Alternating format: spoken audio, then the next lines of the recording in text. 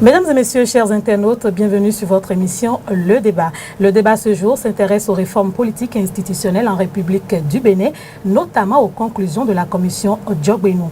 Et pour en parler, je reçois pour vous sur ce plateau Monsieur Juste Kodjo. C'est un enseignant, un chercheur en sciences politiques. Monsieur Kodjo, bonjour. Bonjour madame. Également à mes côtés, Monsieur Victor Tokpanou, professeur en sciences politiques et acteur politique béninois. Monsieur Tokpanou, bonjour. Bonjour. Avec mes invités, comme je l'ai dit, Monsieur Tokpanou, on va démarrer avec vous. Qu'est-ce qu'il faut retenir des travaux au sein de la commission Djogbenou? Écoutez, je pense qu'il faut d'abord retenir que la commission a largement débattu des propositions de réforme faites par le candidat Patrice Talon, devenu président de la République. Et donc, c'est des réformes, des propositions structurées en 3 points. Le premier, c'est ce que j'appelle la réforme de l'exécutif. Ensuite, celle du judiciaire, donc dans ses rapports avec l'exécutif. Et troisièmement, le renforcement du système partisan. Et donc, c'est l'architecture des débats qui ont eu lieu au sein de la commission. Et si vous voulez bien, on aura peut-être le temps de revenir sur les résultats de cette commission, qui pour l'instant ne sont toujours pas officiels parce qu'il faut faire la restitution officielle au président de la République avant de considérer que c'est des propositions publiques. Voilà. Et puisque vous en parlez, j'aimerais tout de suite qu'on entre dans les grandes conclusions de vos travaux. Vous avez parlé de suppression du COS-LEPI, de la Haute Cour de justice, si je ne me trompe, l'élection par les pairs des présidents de la HAC et de la Cour suprême, et bien évidemment le mandat unique qui est revenu dans les discussions. Oui, je vais peut-être vous surprendre, mais ce ne sont sans doute pas là les conclusions les plus importantes. La première, en ce qui concerne l'exécutif, à mon sens, c'est d'abord le débat sur le mandat unique. Je crois que c'est une volonté très forte du président de la République et je pense que ça sera soumis en tous les cas à débat public. La question sera de savoir si ça va être un mandat de 5 ans, de 7 ans ou de 6 ans pour ceux qui veulent faire la moyenne entre les deux. Et puis ensuite, il y a quand même ce gros projet, à mon sens, qui constitue une loi organique qui devrait désormais encadrer l'action de l'exécutif, ce que nous n'avons jamais connu dans notre pays. Ça, c'est en ce qui concerne l'exécutif. Maintenant, en ce qui concerne le judiciaire, c'est vrai que les débats ont beaucoup porté sur la suppression ou non de la Haute Cour de justice parce que apparemment, c'est une institution qui est perçue dans l'esprit de nos compatriotes comme l'institution qui favorise l'impunité, ce qui n'est pas tout à fait exact, même si il n'y a pas, même si c'est pas tout à fait faux non plus. Mais je crois que ce qu'on a retenu, c'est précisément de maintenir la Haute Cour de justice, mais de faciliter les procédures de saisine de cette institution afin que désormais les populations n'aient plus le sentiment qu'une fois qu'on est député, les procédures sont telles qu'on ne peut jamais être déféré devant la haute cour. Donc il y a cette réforme-là qui est en cours, mais il y a aussi le fait que le président de la République, dans un souci de pousser la notion de l'indépendance ou de la séparation des pouvoirs jusqu'à son extrême, suggère que désormais le président de la Cour suprême ne soit plus nommé, par exemple, par le président de la République, ainsi que c'est le cas aujourd'hui, mais plutôt élu par ses pairs. Voilà. Et après, la justice constitutionnelle, c'est pareil.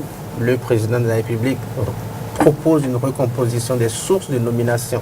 C'est-à-dire qu'aujourd'hui, nous avons une Cour constitutionnelle composée de 7 membres, dont 4 sont nommés par le président, enfin le bureau de l'Assemblée nationale et 3 par le président de la République. Donc désormais, le président souhaiterait que le président de la République n'en nomme plus qu'un seul, au lieu de 3, que le bureau de l'Assemblée nationale n'en nomme plus que 2, au lieu de 4, que le corps des magistrats en désigne 2, le corps des professeurs de droit et de sciences politiques en désigne 2, et le corps des avocats, donc magistrats, avocats, professeurs de droit, en désigne chacun d'eux.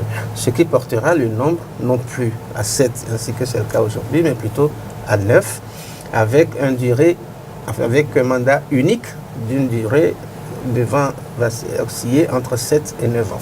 Voilà, ça c'est les principaux chantiers. Maintenant, pour le système partisan, effectivement, il y a le gros problème du financement public qui n'a jamais existé dans notre pays depuis 25 ans que nous avons commencé la démocratie.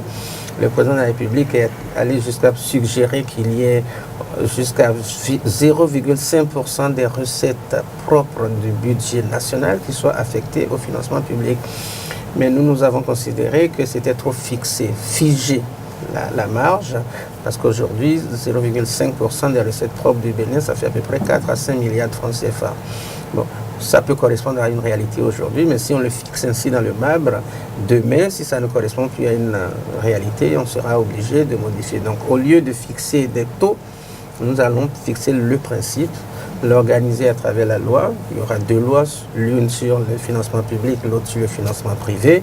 Et donc, ça permettra ensuite d'observer pendant 5 à 10 ans ce que ça donnera. Et si ça nécessite une modification, on le fera au plus tôt. Ceci dit, je finirai par là. Au moins 3/4 des modifications seront portées sur les lois, entre les lois organiques et les lois ordinaires. Et seulement à peu près 5% des réformes proposées porteront sur la Constitution. Parce qu'il ne faut pas non plus donner le sentiment à nos compatriotes d'être en train de... Voilà, qu'on veut réécrire la Constitution. Réécrire, vous préférez. Monsieur Juste-Cordio, en tant qu'enseignant-chercheur, est-ce que vous pensez que le Bénin a besoin véritablement de ces propositions ou est-ce qu'il faut améliorer? Merci madame, merci professeur. Je crois il nous sera difficile vraiment d'évaluer les propositions actuelles sans avoir l'ensemble des propositions.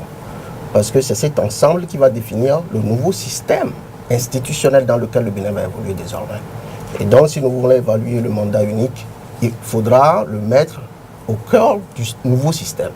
Si nous voulons évaluer la désignation des présidents de la Cour suprême par ses pairs, par exemple, ou par leur père, il faudra évaluer ça dans le nouveau système institutionnel. Et donc, moi, j'exhorte les uns et les autres à attendre de voir l'ensemble. Et quand on aura ce nouveau contexte-là, on pourra prédire, de façon plus ou moins certaine, on pourra prédire comment les différents acteurs du système vont se comporter dans les prochaines années. Parce que c'est ça l'exercice qui nous attend fondamentalement. Je crois que le chef de l'État a vu juste en faisant de la réforme institutionnelle un point important. Mais je crois aussi qu'il a fait des propositions au regard des informations qu'il a à son niveau. Maintenant, est-ce qu'il y a d'autres informations qui pourraient lui permettre d'évaluer ses propres propositions de façon un peu plus réaliste? Moi, je me dis, c'est possible. C'est pourquoi il faut donc un débat autour de ces choses. Oui, mais en attendant le débat, M. Juste-Cordio, vous avez proposé une sorte d'idéologie politique appelée consacratie. Qu'est-ce que les internautes peuvent comprendre par consacratie? Et est-ce que vous avez porté vos propositions vers la commission Djogbeno? Déjà par rapport à la consacratie, c'est une forme de gouvernance démocratique par le consensus. Et le modèle que je propose est dérivé de mes recherches en sciences politiques sur l'impact des institutions politiques sur la stabilité d'un pays. Et comme vous savez, pour qu'il y ait stabilité, dans le contexte béninois tout au moins, il faut que le processus démocratique suive son cours, qu'il y ait une prospérité économique et qu'il y ait beaucoup d'autres choses. Donc, du coup, j'évalue un peu l'impact des institutions sur tout ça et je découle mon modèle de là. Et le facteur important dans ce processus-là, justement, c'est le consensus au sein de ceux-là qui ont la charge de diriger le pays. Voilà pourquoi j'estime qu'il faut fonder nos institutions sur ce concept-là. C'est-à-dire qu'à la base, chacune de nos institutions reflète ce consensus. Parce que c'est ça qui va permettre de voir le consensus dans chacune des décisions que les acteurs vont prendre après.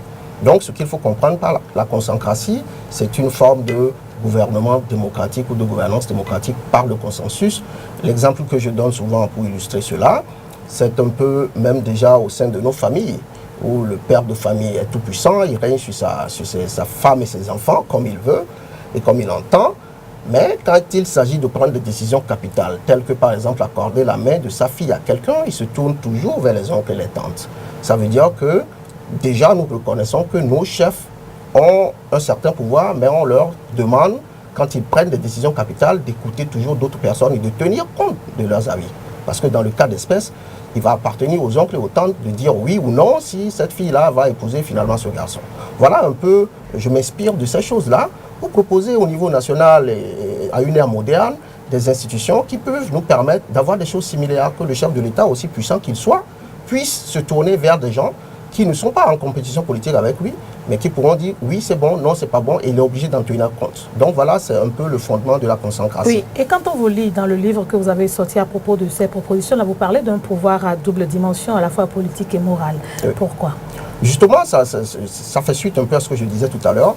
Quand vous observez un peu notre système au Bénin, tout repose sur la politique. C'est-à-dire que c'est le politique qui a le dernier mot en tout, je dis. Et du coup, on s'étonne que l'administration, par exemple, soit politisée, alors que c'est le politique, à travers le chef de l'État et le Parlement, qui alloue les ressources à l'administration. Ce sont eux encore qui désignent, qui choisissent les responsables de ces administrations. Et ce sont eux encore qui font le recrutement. Donc on ne peut pas s'étonner qu'il y ait de la politique partout. Et ce que je propose, c'est de faire en sorte que désormais, le politique ne soit plus partout. Et donc de proposer une autorité morale qui puisse servir un peu de contrepoids, quelque part, dans la prise des grandes décisions, des décisions majeures, de l'allocation des ressources aux organes publics, de la désignation des responsables d'organes publics. Le Haut Conseil. Le Haut Conseil de la République, qui ne va pas des élections, qui n'est pas soumis à la compétition politique, donc qui n'est pas, c'est-à-dire qu'il y a moins de contraintes que le politique, fondamentalement. Parce que le politique, il ne faut pas l'ignorer, il y a des contraintes. Quand vous entrez en compétition politique, il y a des contraintes. Et donc, au finish, ce que nous observons, c'est que chacun des acteurs politiques va essayer d'utiliser toutes les ressources à sa disposition pour gagner la compétition politique. Le résultat, tout est politisé. Donc, il faut injecter dans ce circuit-là un organe apolitique. Et c'est ce que je propose. Et quand vous observez un peu même les grandes démocraties, la Grande-Bretagne, la Hollande et tous ces pays, il y a une autorité morale qui date de plusieurs siècles et qui est en place et qui coûte cher. Mais on ne se demande pas pourquoi est-ce que ces pays, pourquoi la Grande-Bretagne finance encore la reine d'Angleterre alors que la démocratie fonctionne très bien. On ne se demande pas ces choses. Il faut aller voir. Ces organes servent à quelque chose. Et il faut revenir à ces choses-là chez nous. Monsieur Tokpanou, vous êtes acteur politique. Est-ce que vous ne pensez pas, puisque je suis convaincu que vous avez lu le livre de M. Kodjo, Concentration, est-ce que vous ne pensez pas qu'on enlève le droit de vote aux citoyens béninois? Écoutez, moi je dois à la vérité dire que je n'ai pas fini de lire le livre. Il me l'a offert il n'y a pas une semaine. Mais vous y avez jeté un coup d'œil? Oui, j'ai jeté un coup d'œil rapide.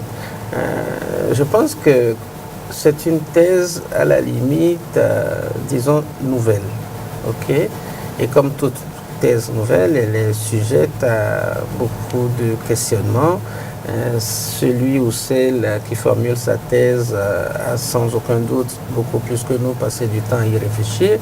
Mais quand on le regarde, j'ai tantôt le sentiment qu'il y a une proposition avec cette question d'autorité morale du schéma iranien, où il y aurait l'ayatollah quelque part, non élu, et qui aurait une prédominance.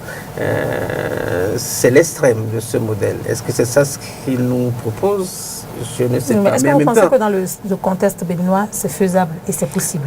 Écoutez, a priori, tout est faisable. À supposer qu'il gagne demain les élections, sur cette idée, il va vouloir la mettre en œuvre. Voilà, le principe, il est là.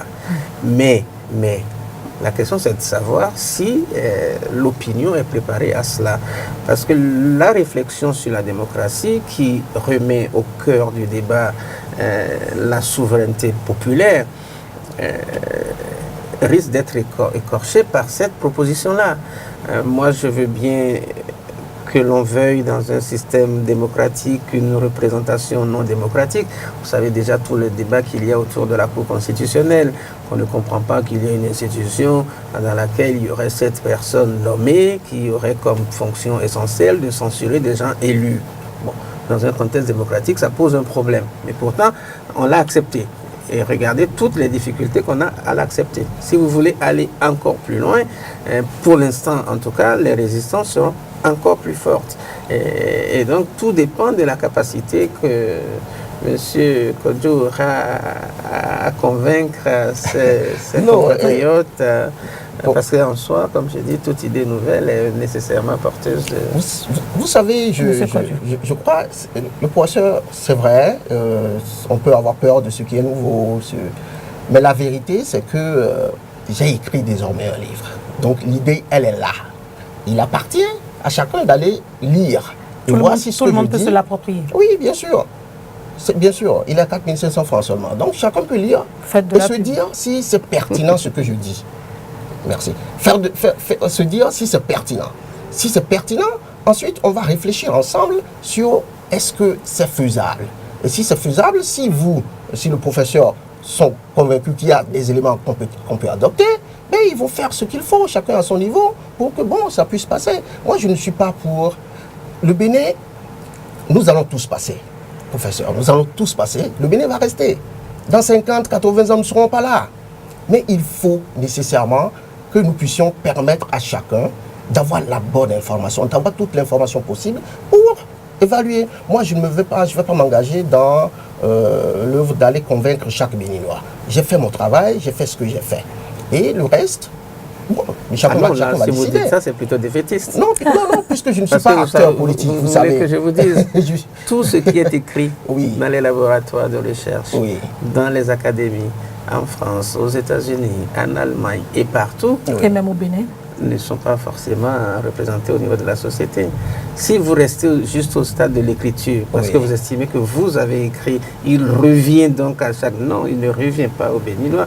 Les Béninois qui ont la capacité de vont s'y intéresser, et parmi eux, ceux qui ont un intérêt particulier à ce type de réflexion vont le lire. Donc à l'arrivée, l'électorat se réduit.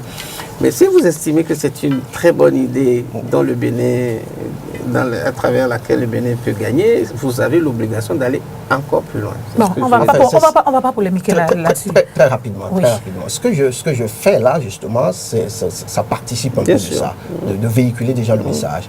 Et la preuve, je suis sur un plateau ici, et je suis passé sur d'autres plateaux, je n'ai pas sorti un franc. Spontanément, des journalistes m'accordent des interviews, écrivent dans les journaux, sans que je sorte un franc. Monsieur Kodjo, on va revenir aux réformes, puisque c'est de cela qu'il s'agit véritablement. On n'a plus beaucoup de temps. Est-ce que vous pensez que la question des nominations et des démissions dans la fonction publique, telle que laissée à la discrétion du chef de l'État et des différents ministres, doit être revue? Absolument. C'est-à-dire qu'il faut comprendre déjà à la base pourquoi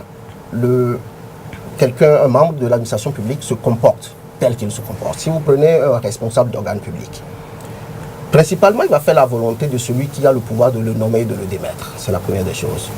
Et ensuite, il fera aussi la volonté de celui qui a le pouvoir de lui allouer des ressources.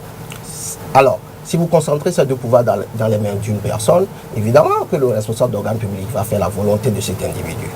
Et donc, si on comprend, si on est d'abord avec cette prémisse essentielle de base, il faut faire en sorte que tout simplement, ces deux pouvoirs ne soient pas concentrés dans les mains d'un individu. C'est ce que j'essaye de proposer en essayant de créer un équilibre pour dire il faut un organe politique qui puisse statuer sur ces deux choses-là, partager sur ces deux pouvoirs-là avec le politique. Autrement, si vous ne faites pas ça, on ne sera pas au bout de nos peines.